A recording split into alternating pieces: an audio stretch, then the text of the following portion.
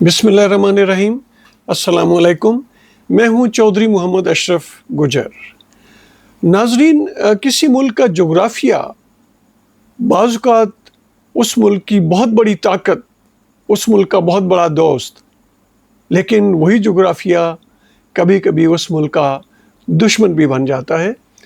Napoleon Bonaparte نے کہا تھا کہ کسی ملک کی خارجہ پالیسی کو اگر آپ نے دیکھنا ہو تو اس ملک کا جغرافیہ آپ جانچ لیں، اس ملک کے جغرافیے کو آپ دیکھ لیں۔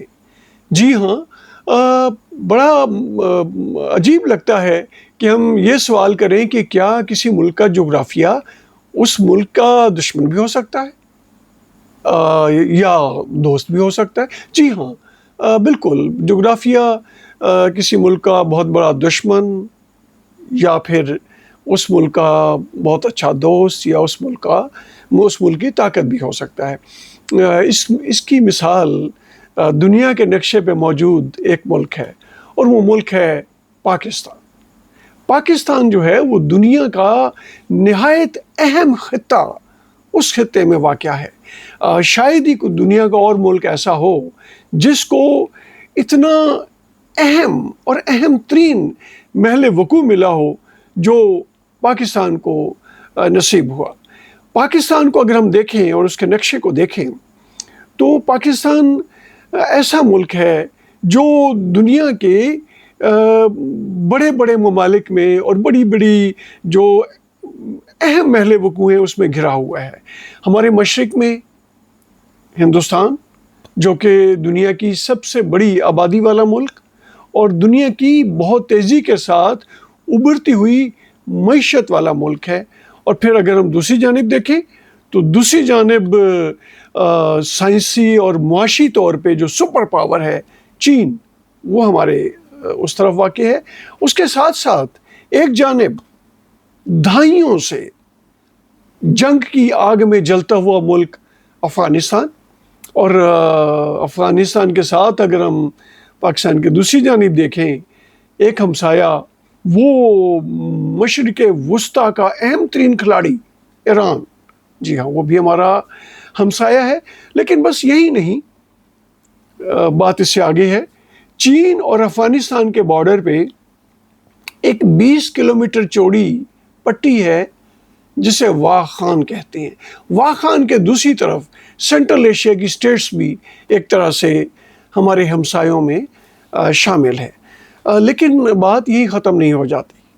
سمندر کی طرف آئیں، دو سمندر ہماری سرحدوں سے، ہماری ساحلوں سے آگے ٹکراتے ہیں، ایک بحر عرب اور ایک بحر ہند۔ اور بات پھر اس سے آگے جاتی ہے کہ جو دنیا کی سب سے بڑی اور اہم، اور آج کل تو بہت اہم ہے، جو سمندری تجارتی شاہراہ خلیج فارس، پرشین گلف، جسے آپ ہرمز آئے روز ہم سن رہے ہوتے ہیں، یہ اس کا جو گیٹ وے ہے وہ پاکستان ہے۔ پاکستان اور عمان کے درمیان بھی کوئی تھوڑا سا کہتے ہیں، کوئی زیادہ فاصلہ نہیں ہے، نزدیک ہی ہے۔ جس بھی جہاز نے گزرنا ہے، جس بھی وہاں سے تیل لے کے وہاں سے گزرنا ہے، وہ پاکستان کے پاس سے گزرے گا۔ پاکستان بالکل پرشین گلف کی انٹری پہ واقع ہے، اس کے دھانے پہ واقع ہے۔ اور ہمارے جو دونوں صوبے ہیں، سندھ اور بلوچستان، ان دونوں صوبوں میں بے شمار بندرگاہیں، عالمی نوعیت کی بندرگاہیں جو ہیں وہ قائم ہیں۔ ہمارے اس میں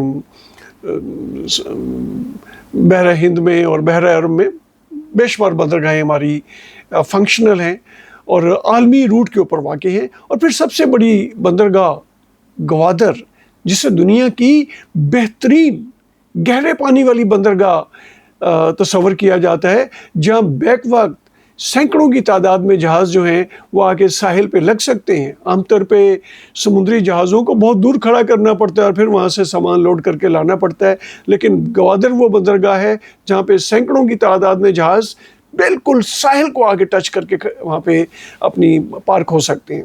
تو یہ بہت کم ملکوں کو اس طرح کا اہم جغرافیہ جو ہے وہ میسر ہے۔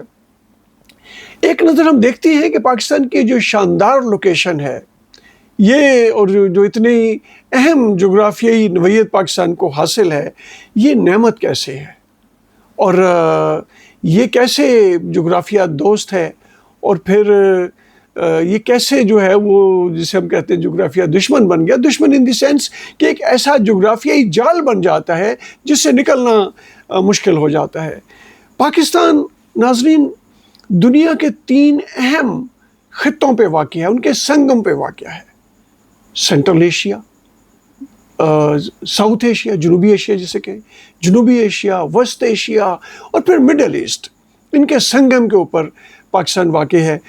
سینٹرل ایشیا میں اگر ہم دیکھیں تو ازبکستان اور تاجکستان ایسے ملک ہیں جو لینڈ لاکڈ ہیں، ان کو سمندر نہیں لگتا، ان کی وہاں پہ انہیں سہولت حاصل نہیں ہے سمندر کی. تو پھر ان کا جو نزدیک ترین اور مختصر ترین تجارتی روٹ بنتا ہے وہ ہمارا پاکستان کے ذریعے ہی بنتا ہے کہ وہ پوری دنیا سے تجارت کر سکے. دوسری طرف چین کی بندرگاہ تو ہے، وہ بحر جنوبی چین جسے کہتے ہیں، یا ابنائے ملاقہ. ایک تو وہ سفر بہت زیادہ پڑتا ہے، دوسرا سفر کے ساتھ ساتھ وہ غیر محفوظ بھی ہے. کیوں غیر محفوظ؟ اس لیے کہ ان راستوں پہ امریکی بحریہ کا ہولڈ ہے، جس کی وجہ سے چین کو تجارت کرنے میں، بحری آمد و رفت ہونے میں بہت ساری مشکلات اور مسائل کا سامنا کرنا پڑتا ہے. لہٰذا اس لحاظ سے اس کو جو نزدیک ترین متبادل روٹ ملتا ہے وہ بذریعہ پاکستان گوادر کا روٹ ملتا ہے. وہ اگر گوادر کے ذریعے اس کی تجارت ہو تو اس کو پرانے روٹ کی نسبت ہزاروں کلومیٹر کم مسافت جو ہے وہ کر کے اس کو اپنا مال جو ہے بذریعہ بحری راستوں کے ذریعے پوری دنیا میں وہ پہنچا سکتا ہے. یہی وجہ ہے کہ چین نے پاکستان میں اربوں ڈالر کی سرمایہ کاری کی ہے، اور جو چائنا پاکستان اکنامک کوریڈور ہے جسے ہم سی پیک کہتے ہیں، وہ بھی اسی کی ایک کڑی ہے، تاکہ اس راستے سے وہ اپنا بالکل بلا خوف و خطر، بلا رکاوٹ، بغیر کسی اپریہنشنز کے وہ اپنی تجارت کر سکے. اور پاکستان جو ہے وہ گیٹ وے ہے خلیج فارس کا، بالکل بحر ہند اور بحر عرب کے اوپر واقع گوادر پورٹ بہترین دنیا کی پورٹ ہے. اور پھر دنیا کا 1/3 سے زیادہ تیل وہ اسی راستے سے گزرتا ہے، بالکل پاکستان کے پاس سے گزرتا ہے.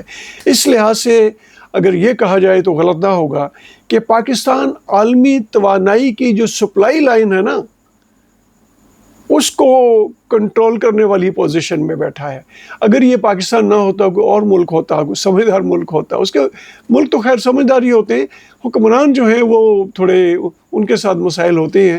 اگر حکمران اچھے ہوتے، کمپیٹنٹ ہوتے، اہل ہوتے، ملک کے ساتھ محب وطن ہوتے، تو یہی پاکستان اسی جغرافیہ کی وجہ سے صرف یہ جو 1/3 سے زیادہ تیل سپلائی ہو رہا ہے اور یہاں سے بحری جہاز گزر رہے ہیں، اس کا جو ٹرانزٹ ہے، اس کی جو راہداری ہے، اس کا جو کرایہ وصول کر کے ہی یہ پاکستان دنیا کا امیر ترین ملک بن سکتا تھا.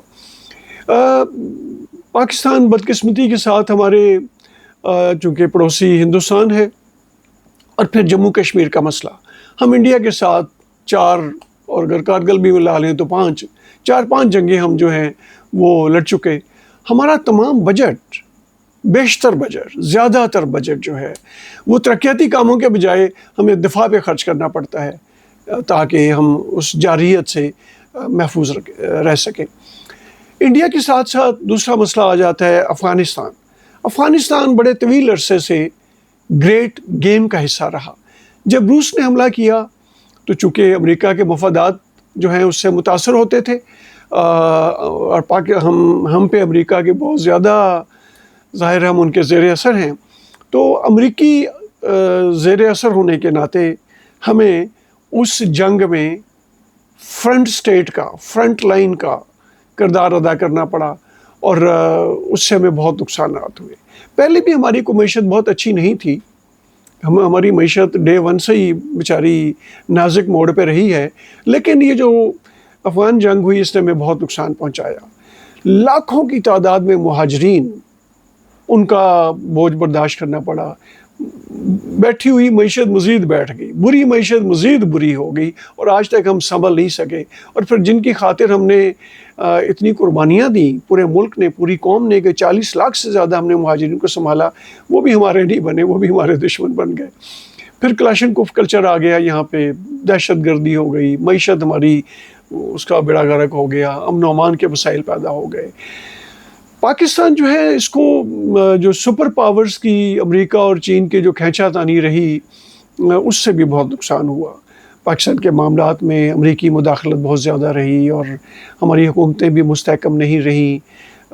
کافی زیادہ پاکستان کو مسائل سے، گمبھیر مسائل سے گزرنا پڑا. امریکہ کے یہاں پہ مفادات ہیں، وہ پاکستان میں اپنا عمل دخل رکھنا چاہتا ہے، کیونکہ اس نے وسط ایشیا کو بھی ڈیل کرنا ہے پاکستان سے، یہاں پہ عمل دخل رکھ کے. اور پھر سینٹرل ایشیا کے ساتھ ساتھ اس نے مڈل ایسٹ کو بھی، مشرق وسطیٰ کو بھی، یہ جو خلیجی ریاستیں ہیں ان پہ بھی اس نے ان پہ بھی ایک نظر رکھنی ہے. وہ بھی ظاہر ہے یہ خطہ پاکستان کا ملک جو ہے اس لحاظ سے بڑا امپورٹنٹ بن جاتا ہے امریکہ کے لیے بھی، اور ہمارے لیے تو ہے ہی، امریکہ کے لیے بن جاتا ہے کہ اس کو پھر یہاں سے وہ اپنے مفادات کو زیادہ بہتر ڈیل کر سکتا ہے. اس کے ساتھ ساتھ چین کے مفادات بھی یہاں پہ ہیں، کیونکہ چین کا جو بیلٹ اینڈ روڈ انیشیٹو ہے وہ ظاہر ہے، ان کی جو سی پیک ہے وہ یہی سے گزرتا ہے. اس طریقے سے ہم پھر دو عالمی طاقتوں کے درمیان ہم سینڈوچ بن کے رہ جاتے ہیں، اور ہماری خود مختاری بھی کافی حد تک متاثر ہوتی ہے. اگر ہم تاریخ کا مطالعہ کریں تو اسکندر اعظم سے لے کے جتنے بھی حملہ آور جنوبی ایشیا پہ آئے بر صغیر پہ، وہ زیادہ اسی ہمارے پاکستان ہی کے روٹ سے آئے. خیبر پاس کہہ لیں، بلوچستان کہہ لیں، انہی علاقوں سے آئے، جن میں اسکندر اعظم، غزنوی، غوری، ابدالی، خاندان غلامہ، اور پھر منگول، مغل، یہ جو بھی آتے رہے سارے اسی پاکستان کے خطے سے آتے رہے. تو چونکہ یہ ایک روٹ یہ بنتا ہے، میں عرض یہ کرنا چاہ رہا ہوں، تو یہ کافی اس کی امپورٹنس رہی. پھر جب یہ سرد جنگ شروع ہوئی 1947 پاکستان بنتے ساتھ ہی، اس وقت سرد جنگ ایک لحاظ سے جاری تھی، تو ہمیں چونکہ ہم نے اپنے آپ کو پہلے دن ہی امریکہ کے حوالے کر دیا. نوابزادہ لیاقت علی خان صاحب کو حالانکہ روس نے پہلے دعوت دی تھی اور امریکہ نے ہمیں دعوت نہیں دی، امریکہ نے نہرو کو دعوت دی تھی، اور ہم بڑے پریشان تھے کہ ہمیں دعوت کیوں نہیں آ رہی. پھر ہم نے مینیج کی کہ وہ دعوت ہمیں دے، اور وہ دعوت ہم نے منگوائی مینیج کر کے. اور پھر جاتے ساتھ ہی ہم نے روس کی دعوت کو ٹھکرا دیا. بھئی آپ نے تعلق رکھنے امریکہ سے رکھیں، لیکن روس کو جس نے آپ کو دعوت دی اس کو وزٹ تو کریں. وزٹ ہی نہیں کیا انہوں نے، ہمارے پہلے وزیر اعظم نے. تو اینی وے وہ جو سرد جنگ چل رہی تھی، ہم نے پشاور میں بڑا بیر بیس جو ہے امریکہ کو دے دیا. جاسوسی کے لیے جو طیارے ہیں وہ وہاں سے پرواز بھرتے تھے، اور پھر ہمیں روس نے سنگین نتائج کی دھمکیاں بھی دی. اس لحاظ سے کافی زیادہ پاکستان جو ہے وہ زیر عتاب رہا اس کشمکش کا، اور یہ جو سپر پاوروں کا یہاں پہ عمل دخل ہے. تو پاکستان ہر لحاظ سے جو ہے دنیا کی غالباً 60 سے 70% جو تجارت ہے وہ بحرہ ہند اور بحر عرب کے راستوں سے ہوتی ہے، اور دونوں راستے جو ہیں بالکل پاکستان کے پاس سے گزرتے ہیں. اس لحاظ سے پاکستان بہت زیادہ جغرافیائی لحاظ سے اہم ملک ہے، اور بڑا اہم جغرافیہ ہے اس کا. سچ تو یہ ہے کہ جغرافیہ نہ تو دوست ہوتا ہے نہ دشمن ہوتا ہے. ہاں، اگر سمجھدار لوگ ہوں، اچھے حکمران ہوں، ملک کو صحیح طریقے سے فہم و فراست کے ساتھ اس کو چلانے والے لوگ ہوں، اور پھر ملک کے اندر اندرونی طور پہ سیاسی استحکام آ جائے، داخلی طور پہ مستحکم ہو، معیشت مضبوط ہو جائے، امن و امان اس میں قائم ہو جائے، تو پھر ہمسایوں کے ساتھ تعلقات اچھے ہو جائیں، ہمسایوں کے ساتھ تجارت اچھی چلنا شروع ہو جائے، تو یہی جغرافیہ بلیسنگ بن جاتا ہے، یہی جغرافیہ طاقت بن جاتا ہے، یہی جغرافیہ نعمت بن جاتا ہے، یہی جغرافیہ دوست بن کے رہتا ہے. لیکن اگر ملک اندرونی خلفشار کا شکار ہو، معیشت ٹھیک نہ ہو، اور ایسے حالات میں پھر جو بیرونی طاقتیں ہیں وہ ظاہر ہے وہ اپنے مفادات پورے کرتی ہیں، اور اس ملک اور اس ملک کے جغرافیے کو اپنے مفادات کے لیے استعمال کرتی ہیں. آپ سے پوچھنا میں نے یہ ہے کہ کیا آپ اس بات سے متفق ہیں یا متفق نہیں ہیں کہ ہمارے حکمرانوں نے اتنے اہم جغرافیے کو ملکی مفاد میں استعمال کیا یا نہیں کیا؟ آپ نے برائے کرم اپنے جو خیالات ہیں وہ کومنٹ باکس میں نیچے آپ نے ضرور اس میں لکھنے ہیں کہ آپ کی کیا رائے ہے. کیا ہم نے اس جغرافیے کا صحیح، جو علامہ نے ہمیں اللہ کی دین ہے نا اتنا خوبصورت جغرافیہ دینا، اتنا اہم جغرافیہ دینا، کیا ہم نے اس اہم جغرافیے کو صحیح معنوں میں استعمال کیا ہے یا نہیں استعمال کیا؟ یہ آپ نے اپنی رائے سے ضرور آگاہ کرنا ہے. اس کے ساتھ ساتھ اگر یہ پروگرام، آج کی گفتگو آپ کو پسند آئی تو کائنڈلی اس کو لائک بھی کیجیے، اور لائک کرنے کے ساتھ ساتھ اپنے دوست احباب کے ساتھ شیئر کیجیے، اور اس یوٹیوب چینل کو سبسکرائب بھی کیجیے. اپنا خیال رکھیے. بہت شکریہ. السلام علیکم.